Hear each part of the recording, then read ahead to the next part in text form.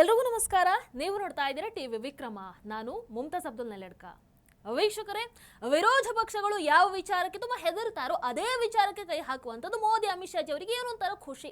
ಯಾವ ವಿಚಾರವನ್ನ ವಿರೋಧ ಪಕ್ಷಗಳು ವಿರೋಧ ಮಾಡ್ತಾ ಇದ್ವೋ ಅವೆಲ್ಲವನ್ನ ಅವರ ಮೂಲಕನೇ ನೆರವೇರಿಸುವಂತಹ ಮಾಸ್ಟರ್ ಪ್ಲಾನ್ ಮೋದಿ ಅಮಿತ್ ಶಾ ಅವರು ರೆಡಿ ಮಾಡ್ಕೊಂಡಿರುವಂಥದ್ದು. ಈಗಾಗಲೇ ಬೇರೆ ಬೇರೆ ರಾಜ್ಯಗಳಲ್ಲಿ ಯಾವ ರೀತಿ ಪಕ್ಷಗಳು ಒಡೆದು ನುಚ್ಚು ನೂರಾಗಿದೆ ಅನ್ನುವಂಥದ್ದು ನೀವು ನೋಡ್ತಾನೆ ಇದ್ದೀರಾ.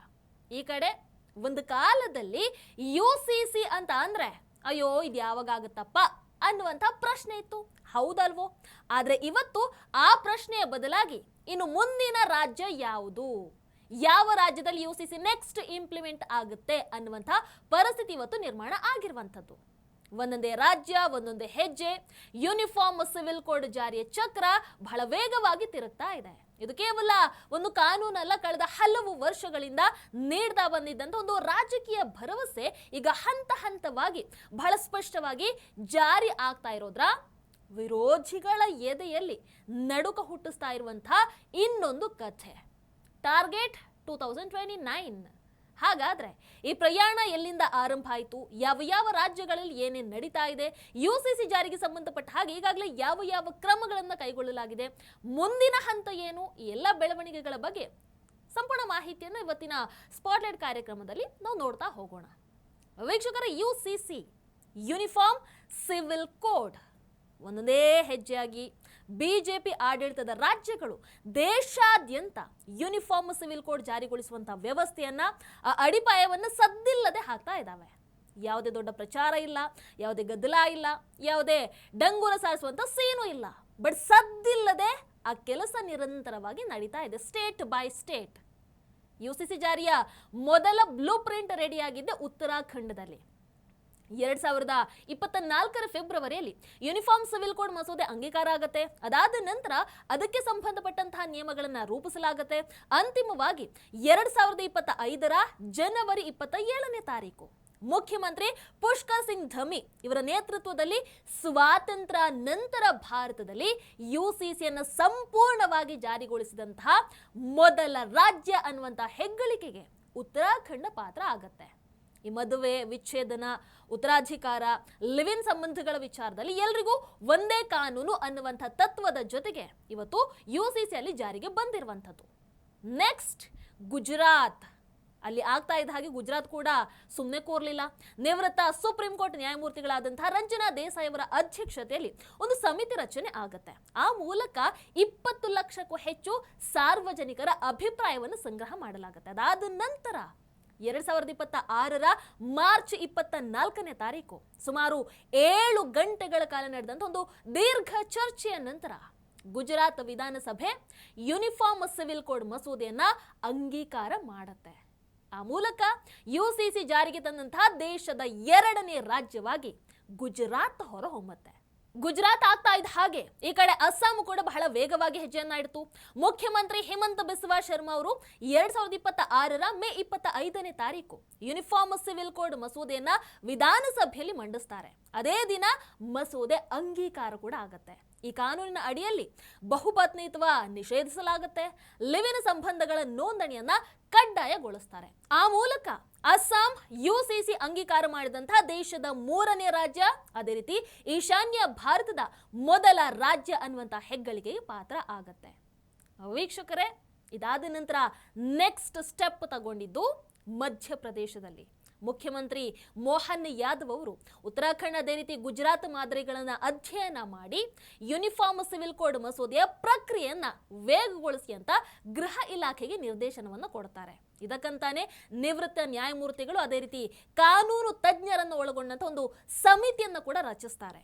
ಈ ವರ್ಷ ಅಂದ್ರೆ 2026 ಅಂತ್ಯದ ಒಳಗೆ UCC ಜಾರಿಗೆ ತರುವಂಥದ್ದು ಈಗ ಅಲ್ಲಿನ ಸರ್ಕಾರದ ಗುರಿ. ಮತ್ತೊಂದು ಕಡೆ ನೋಡಿದ್ರೆ ಮಹಾರಾಷ್ಟ್ರ ಕೂಡ ಈ ವಾರ ತನ್ನ ನಿಲುವನ್ನು ಸ್ಪಷ್ಟಪಡಿಸಿದೆ. ಮುಖ್ಯಮಂತ್ರಿ ದೇವೇಂದ್ರ ಫಡ್ನವೀಸ್ ರಾಜ್ಯಕ್ಕೆ ಯೂನಿಫಾರ್ಮ್ ಸಿವಿಲ್ ಕೋಡ್ ಕರಡು ಸಿದ್ಧಪಡಿಸುವಂತ ಉದ್ದೇಶದಿಂದ ನಿವೃತ್ತ ಹೈಕೋರ್ಟ್ ನ್ಯಾಯಮೂರ್ತಿಗಳ ನೇತೃತ್ವದಲ್ಲಿ ಒಂದು ಸಮಿತಿಯನ್ನ ರಚನೆ ಮಾಡಿದ್ದಾರೆ. ಇದರ ಜೊತೆಗೆ ಮಹಾರಾಷ್ಟ್ರದಲ್ಲಿ UCC ಜಾರಿಗೆ ತರೋದ್ರ ಬಗ್ಗೆ ಸರ್ಕಾರ 100% ಪಾಸಿಟಿವ್ ಇದೆ ಅನ್ನುವಂಥ ಸಂದೇಶವನ್ನು ಕೂಡ ವಿಧಾನಸಭೆಗೆ ಕೊಟ್ಟಿರುವಂಥದ್ದು. ಇನ್ನು ರಾಜಸ್ಥಾನ ಕೂಡ ಯುಸಿಸಿ ಜಾರಿಗೆ ಮತ್ತೊಂದು ಮಹತ್ವದ ಹೆಜ್ಜೆಯನ್ನು ಇಟ್ಟಿದೆ. 2 ದಿನಗಳ ಹಿಂದೆ ರಾಜ್ಯ ಸರ್ಕಾರ ಅಧಿಕೃತವಾಗಿ ಯೂನಿಫಾರ್ಮ್ ಸಿವಿಲ್ ಕೋಡ್ ಕರಡು ಸಿದ್ಧಪಡಿಸುವಂತಹ ಸಮಿತಿಯನ್ನು ಅಲ್ಲೂ ಕೂಡ ರಚನೆ ಮಾಡಲಾಗಿದೆ. ಈ ಸಮಿತಿಯ ನೇತೃತ್ವವನ್ನ ಒನ್ಸ್ ಅಗೈನ್ ನಿವೃತ್ತ ಸುಪ್ರೀಂ ಕೋರ್ಟ್ ನ್ಯಾಯಮೂರ್ತಿಗಳಾದಂತಹ ರಂಜನಾ ದೇಸಾಯಿ ಅವರಿಗೆ ವಹಿಸಲಾಗಿದೆ. ರಾಜ್ಯದ ವಿವಿಧ ವಿಭಾಗಗಳ ಮಟ್ಟದಲ್ಲಿ ಸಾರ್ವಜನಿಕ ಸಮಾಲೋಚನೆಗಳನ್ನು ನಡೆಸೋದಕ್ಕೆ ಯೋಜನೆಯನ್ನು ಕೂಡ ರೂಪಿಸಿದ್ದಾರೆ. ಪಬ್ಲಿಕ್ ಒಪಿನಿಯನ್ ಅಂದ್ರೆ ಅವರ ಸಲಹೆಗಳನ್ನು ಸ್ವೀಕಾರ ಮಾಡೋ ಸಲುವಾಗಿ ವಿಶೇಷ ಪೋರ್ಟಲ್ ಕೂಡ ಅಲ್ಲಿ ಆರಂಭಿಸಲಾಗತ್ತೆ. ಭಜನ್ ಲಾಲ್ ಶರ್ಮಾ ನೇತೃತ್ವದ ಸರ್ಕಾರ ದಾಖಲಾತಿ ಆಧಾರಿತ ಅದೇ ರೀತಿ ಒಂದು ವೆಲ್ ಪ್ಲಾನ್ಡ್ ಯುಸಿಸಿ ಜಾರಿಯ ಪ್ರಕ್ರಿಯೆಯನ್ನ ಈಗ ಮುಂದುವರಿಸ್ತಾ ಇದ್ದಾರೆ. ವೀಕ್ಷಕರೇ, ಯೋಗಿ ಆದಿತ್ಯನಾಥ್ ಜಿ ಕೂಡ ಉತ್ತರ ಪ್ರದೇಶದಲ್ಲಿ ಯೂನಿಫಾರ್ಮ್ ಸಿವಿಲ್ ಕೋಡ್ ಜಾರಿಗೆ ತರೋದರ ಉದ್ದೇಶವನ್ನ ಬಹಿರಂಗವಾಗಿ ಹೊರಗೆ ಹಾಕಿದ್ದಾರೆ. ಉತ್ತರಾಖಂಡ್ ಮಾದರಿಯನ್ನ ಅನುಸರಿಸಿ ಯುಸಿಸಿ ಜಾರಿಗೆ ತರುವಂತಹ ದಿಕ್ಕಿನಲ್ಲಿ ಇವತ್ತು ಉತ್ತರ ಪ್ರದೇಶ ಸರ್ಕಾರ ಮುಂದಾಗಿರುವಂಥದ್ದು. ಸುಮಾರು 24 ಕೋಟಿ ಜನಸಂಖ್ಯೆ ಹೊಂದಿರುವಂತಹ ಉತ್ತರ ಪ್ರದೇಶದಲ್ಲಿ ಯುಸಿಸಿ ಜಾರಿ ಆದರೆ ಅದು ಸ್ವಾತಂತ್ರ್ಯ ನಂತರ ಭಾರತದ ಅತಿ ದೊಡ್ಡ ಕಾನೂನು ಸುಧಾರಣೆಗಳಲ್ಲಿ ಒಂದಾಗತ್ತೆ. ಇದು ಅಲ್ಲಿನ ಒಂದಷ್ಟು ಮಂದಿಯ ಅಭಿಪ್ರಾಯ. ಸದ್ಯ ಯೋಗಿ ಆದಿತ್ಯನಾಥ್ ನೇತೃತ್ವದ ಸರ್ಕಾರ ಮೊದಲು ಸಣ್ಣ ರಾಜ್ಯಗಳಲ್ಲಿ ರೂಪುಗೊಳ್ತಾ ಇರುವಂತಹ ಯುಸಿಸಿ ಮಾದರಿಯನ್ನ ಬಹಳ ಸೂಕ್ಷ್ಮವಾಗಿ ಅಧ್ಯಯನ ಮಾಡ್ತಾ ಇದ್ದಾರೆ. ಆ ಮೂಲಕ ತಮ್ಮ ಮುಂದಿನ ಹೆಜ್ಜೆಗೆ ತಯಾರಿಯನ್ನು ನಡೆಸ್ತಾ ಇದ್ದಾರೆ.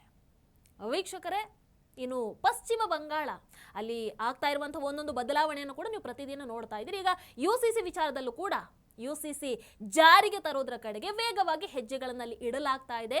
ಬಿಜೆಪಿ ಯುಸಿಸಿ ಜಾರಿಗೊಳಿಸುವಂತಹ ಭರವಸೆಯನ್ನ ಚುನಾವಣೆಯ ಸಮಯದಲ್ಲೇ ಕೊಟ್ಟಿತ್ತು. ಈಗ ಅಲ್ಲಿ ಅಫ್ಕೋರ್ಸ್ ಬಿಜೆಪಿ ಜಯವನ್ನ ಸಾಧಿಸಿದೆ, ಅಧಿಕಾರಕ್ಕೆ ಬಂದಿದ್ದಾರೆ. ಅಧಿಕಾರಕ್ಕೆ ಬಂದ 6 ತಿಂಗಳ ಒಳಗೆ ನಾವು ಯುಸಿಸಿ ಜಾರಿಗೊಳಿಸ್ತೀವಿ ಅನ್ನುವಂಥ ಮಾತನ್ನ ಕೇಂದ್ರ ಗೃಹ ಸಚಿವರಾದಂತಹ ಅಮಿತ್ ಶಾ ಜಿ ಅವರು ಒಂದು ಭರವಸೆಯನ್ನ ಕೊಟ್ಟಿದ್ರು. ಮುಖ್ಯಮಂತ್ರಿ ಸುವೇಂದು ಅಧಿಕಾರಿ ನೇತೃತ್ವದ ಸರ್ಕಾರ ಈಗ ಜೂನ್ 29ನೇ ತಾರೀಕು ನಡೆಯಲಿರುವಂತಹ ವಿಶೇಷ ವಿಧಾನಸಭಾ ಅಧಿವೇಶನದಲ್ಲಿ ಅದರ ಭಾಗವಾಗಿ ಯುಸಿಸಿ ಮಸೂದೆಯನ್ನ ಮಂಡಿಸೋದಕ್ಕೆ ರೆಡಿಯಾಗಿಬಿಟ್ಟಿದ್ದಾರೆ. ಆ ಮೂಲಕ ಯುಸಿಸಿಗೆ ಕಾನೂನು ರೂಪವನ್ನು ನೀಡುವಂತ ದೇಶದ 4ನೇ ರಾಜ್ಯ ಆಗೋದಕ್ಕೆ ಈಗ ಪಶ್ಚಿಮ ಬಂಗಾಳದ ಬಿಜೆಪಿ ಸರ್ಕಾರ ಅಧಿಕಾರ ಸಿಕ್ಕಂತ ಕೇವಲ 2 ತಿಂಗಳ ಒಳಗೆ ರೆಡಿಯಾಗಿ ನಿಂತಿರುವಂಥದ್ದು. ಇನ್ನು ಛತ್ತೀಸ್ಗಢ ಕೂಡ ಈಗ ಮಹತ್ವದ ಹೆಜ್ಜೆಯನ್ನ ಇಟ್ಟಿದೆ. ಅಲ್ಲಿ 2026ರ ಏಪ್ರಿಲ್ 15ನೇ ತಾರೀಕು ಮುಖ್ಯಮಂತ್ರಿ ವಿಷ್ಣು ದೇವಸಾಯಿ ಅವರ ಸಚಿವ ಸಂಪುಟ ಯೂನಿಫಾರ್ಮ್ ಸಿವಿಲ್ ಕೋಡ್ ಕರಡು ಸಿದ್ಧಪಡಿಸುವುದಕ್ಕೆ ಉನ್ನತ ಮಟ್ಟದ ಸಮಿತಿಗೆ ಅನುಮೋದನೆಯನ್ನ ಕೊಟ್ಟಿರುವಂಥದ್ದು. ಈ ಸಮಿತಿಯ ನೇತೃತ್ವವನ್ನ ಒನ್ಸ್ ಅಗೈನ್ ನ್ಯಾಯಮೂರ್ತಿಗಳಾದಂತಹ ರಂಜನಾ ದೇಸಾಯಿ ಅವರಿಗೆ ವಹಿಸಲಾಗಿದೆ. ಇದೇ ನ್ಯಾಯಮೂರ್ತಿಗಳು ನೀವು ಅಬ್ಸರ್ವ್ ಮಾಡಿರ್ತೀರಾ, ಉತ್ತರಾಖಂಡ್, ಗುಜರಾತ್, ರಾಜಸ್ಥಾನ ರಾಜ್ಯಗಳ ಯುಸಿಸಿ ಕರಡು ಪ್ರಕ್ರಿಯೆಯಲ್ಲೂ ಕೂಡ ಪ್ರಮುಖ ಪಾತ್ರವನ್ನ ವಹಿಸಿರುವಂಥದ್ದು. ಈ ಸಮಿತಿ ಮದುವೆ, ವಿಚ್ಛೇದನ, ಉತ್ತರಾಧಿಕಾರ, ದತ್ತು ಸ್ವೀಕಾರಕ್ಕೆ ಸಂಬಂಧಪಟ್ಟಂತಹ ಕಾನೂನುಗಳ ಅಧ್ಯಯನವನ್ನ ಇನ್ನು ಮುಂದೆ ನಡೆಸೋದಿದೆ. ವೀಕ್ಷಕರೇ, ಈ ಎಲ್ಲ ರಾಜ್ಯಗಳಲ್ಲಿ ನಿಮಗೆ ಒಂದು ಸ್ಪಷ್ಟವಾದಂತಹ ಮಾದರಿ ಕಾಣೋದಕ್ಕೆ ಸಿಗುತ್ತೆ. ಏನು? ಮೊದಲು ಒಂದು ರಾಜ್ಯ ಯುಸಿಸಿಯನ್ನ ಜಾರಿಗೊಳಿಸುತ್ತೆ. ಅದಾದ ನಂತರ ಉಳಿದ ರಾಜ್ಯಗಳು ಕೂಡ ಆ ಮಾದರಿಯನ್ನ ಅಧ್ಯಯನ ಮಾಡ್ತಾ ಹೋಗುತ್ತೆ. ಅಗತ್ಯ ತಿದ್ದುಪಡಿಗಳನ್ನು ಮಾಡ್ಕೊಳ್ತಾರೆ. ಅದಾದ ನಂತರ ತಮ್ಮದೇ ರಾಜ್ಯಕ್ಕೆ ಹೊಂದಿಕೊಳ್ಳೋ ಹಾಗೆ ಯುಸಿಸಿಯನ್ನ ತಮ್ಮ ತಮ್ಮ ರಾಜ್ಯಗಳಲ್ಲಿ ಜಾರಿಗೊಳಿಸ್ತಾ ಹೋಗ್ತಾರೆ. ಅಂಡ್ ಇನ್ನೊಂದು ಗಮನಿಸಬೇಕಾದಂಥ ವಿಚಾರ, ನಾನು ಈಗಾಗಲೇ ಹೇಳಿದ ಹಾಗೆ ಉತ್ತರಾಖಂಡ್, ಗುಜರಾತ್ ಅಂಡ್ ಈಗ ರಾಜಸ್ಥಾನದ ಯುಸಿಸಿ ಕರಡು ಪ್ರಕ್ರಿಯೆಗೆ ಒಂದೇ ಸಮಿತಿಯ ಅಧ್ಯಕ್ಷೆ ಯಾರು ಹೇಳಿ? ಎಸ್, ನ್ಯಾಯಮೂರ್ತಿ ರಂಜನಾ ದೇಸಾಯಿ ಅವರು ಆ ನೇತೃತ್ವವನ್ನು ವಹಿಸಿಕೊಂಡಿದ್ದಾರೆ. ಅಂದ್ರೆ ಇವೆಲ್ಲವೂ ಕೂಡ ಏನು ಕೋ ಇನ್ಸಿಡೆನ್ಸ್ ಅಂತ ಹೇಳೋದಕ್ಕಾಗಲ್ಲ. ಇದು ಬಹಳ ವೆಲ್ ಪ್ಲಾನ್ಡ್, ನೋಡಿ ಮಾಡಿ ಆಗ್ತಾ ಇರುವಂತಹ ಒಂದು ವ್ಯವಸ್ಥಿತ ಪ್ರಕ್ರಿಯೆ ಅಂತ ಅಂದ್ರೆ ಖಂಡಿತವಾಗ್ಲೂ ತಪ್ಪಾಗಲ್ಲ. ವೀಕ್ಷಕರೇ, ಆಮೇಲೆ ಈ ಯುಸಿಸಿ ಅನ್ನುವಂಥದ್ದೇನು ಇವತ್ತು ನಿನ್ನೆ ಆರಂಭ ಆಗಿರುವಂತಹ ವಿಚಾರ ಅಲ್ಲ ಅಥವಾ ಪ್ರಕ್ರಿಯೆ ಅಲ್ಲ. ಇದೊಂದು ಲಾಂಗ್ ಜರ್ನಿ ಅಂತಾನೆ ಹೇಳಬಹುದು. 1998ರಿಂದ ಬಿಜೆಪಿ ತನ್ನ ಚುನಾವಣಾ ಪ್ರಣಾಳಿಕೆಯಲ್ಲಿ ಯೂನಿಫಾರ್ಮ್ ಸಿವಿಲ್ ಕೋಡ್ ಜಾರಿಯ ಭರವಸೆಯನ್ನು ನಿರಂತರವಾಗಿ ನೀಡ್ತಾ ಬಂದಿತ್ತು. ಈಗ ಸುಮಾರು 28 ವರ್ಷಗಳ ನಂತರ ಮೋದಿಜಿ ಆಡಳಿತದಲ್ಲಿ ಆ ಘೋಷಣೆ ಕೇವಲ ಇನ್ನು ಮುಂದೆ ಘೋಷಣೆಯಾಗಿ ಮಾತ್ರ ಉಳಿಬಾರ್ದು ಅನ್ನೋ ನಿಟ್ಟಿನಲ್ಲಿ ತಮ್ಮ ಒಂದಷ್ಟು ಟಾರ್ಗೆಟ್ ಏನಿತ್ತು ಅವುಗಳನ್ನು ಒಂದೊಂದಾಗೆ ರೀಚ್ ಆಗೋ ನಿಟ್ಟಿನಲ್ಲಿ ಮೋದಿ ಅಮಿತ್ ಶಾಜಿ ಅವರು ಕೆಲಸವನ್ನ ಮಾಡ್ತಾ ಇದ್ದಾರೆ. ಈಗಾಗಲೇ 3 ರಾಜ್ಯಗಳು ಯುಸಿಸಿಗೆ ಕಾನೂನು ರೂಪವನ್ನು ಕೂಡ ನೀಡಿದಾಗಿದೆ. ಇನ್ನು 2 ರಾಜ್ಯಗಳಲ್ಲಿ ಕರಡು ಸಮಿತಿಗಳು ಕಾರ್ಯವನ್ನು ನಿರ್ವಹಿಸ್ತಾ ಇದ್ದಾವೆ. ದೇಶದ ಅತಿ ದೊಡ್ಡ ರಾಜ್ಯ ಕೂಡ ತನ್ನ ಮುಂದಿನ ಹೆಜ್ಜೆಗೆ ಸಿದ್ಧತೆಯನ್ನು ನಡೆಸ್ತಾ ಇದೆ.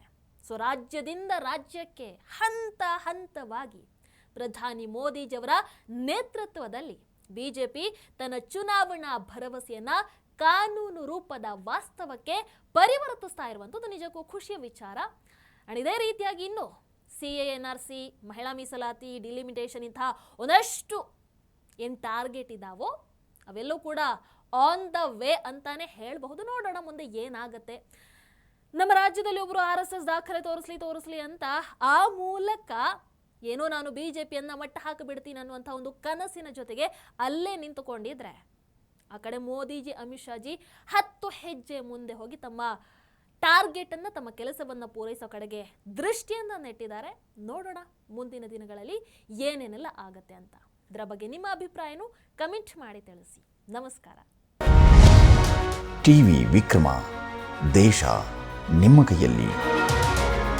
ಈ ಕಾರ್ಯಕ್ರಮ ನಿಮಗೆ ಇಷ್ಟ ಆಗಿದ್ದಲ್ಲಿ ಲೈಕ್, ಶೇರ್ ಹಾಗೂ ಕಮೆಂಟ್ ಮಾಡಿ. ಟಿವಿ ವಿಕ್ರಮದ ಕಾರ್ಯಕ್ರಮಗಳನ್ನು ನಿರಂತರವಾಗಿ ವೀಕ್ಷಿಸಲು ಸಬ್ಸ್ಕ್ರೈಬ್ ಮಾಡಿ, ಬೆಲ್ ಐಕನ್ ಒತ್ತಿ.